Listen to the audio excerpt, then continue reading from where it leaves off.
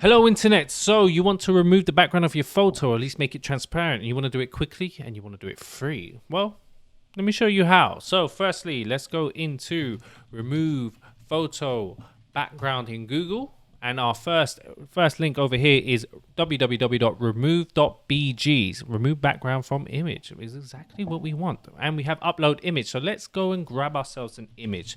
Google.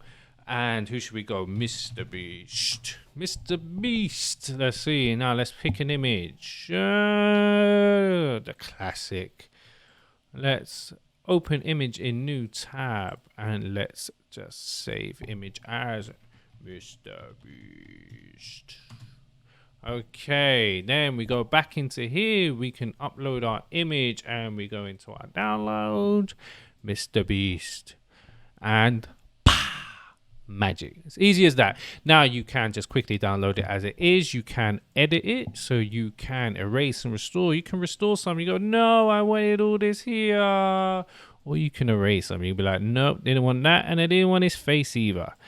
And then after that, you can click download and download that, or we just hit this X. We go back and we'll download it, and it's downloading, and boop, boop.